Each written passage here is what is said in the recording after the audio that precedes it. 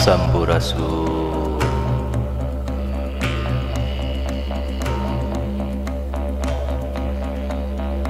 Pun sapun paralun kapupunclak agung Sang Rama, Sang Ratu, Sang Resi. Sabab geus loba anu nyambat ka pajajaran, kaulanya tersabab ujang geus aya nu neang, mugia pinanggih jeung kabagjaan.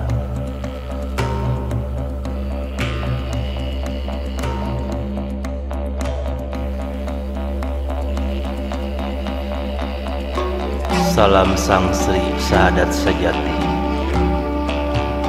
saraga sanyawa jeung badan kaula.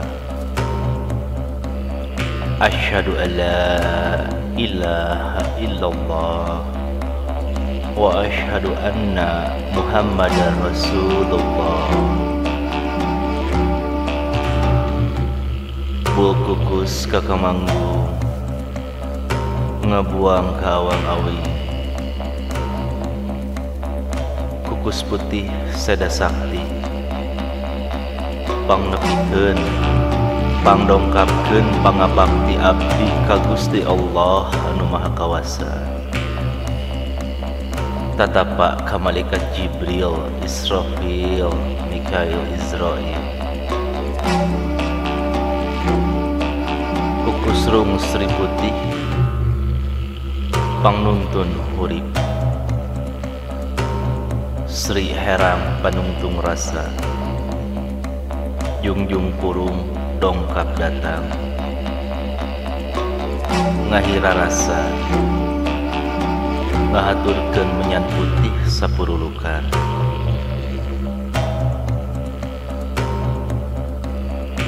Ka ibu karama kasepucuk ning ibun, kusajati ning raos, kusajati ning rasa, kusajati ning pangawasa, ngirim sari kanu sakti, ngirim rasa kanu kawasa.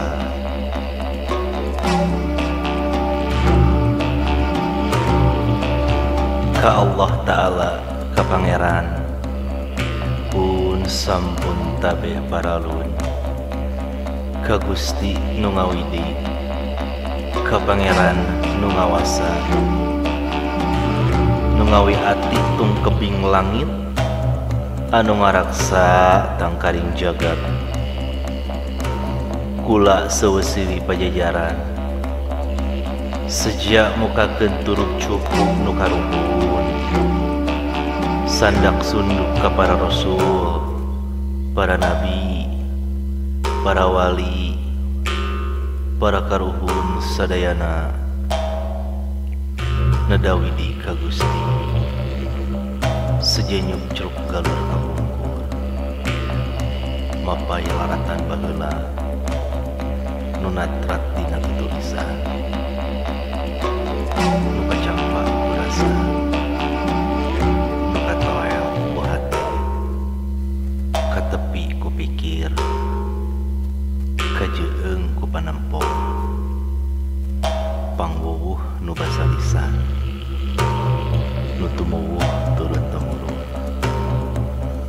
teu jupuh ku cibun, teu luntur ku waktu, teu laas ku jaman, dina jiwa manusia Sunda, pangkemukeun jeung para lautan, wireh kuring kawakilanku seumur. Atuh deui sejamitan ka para leleutan, nu kakurung ku wewangunan,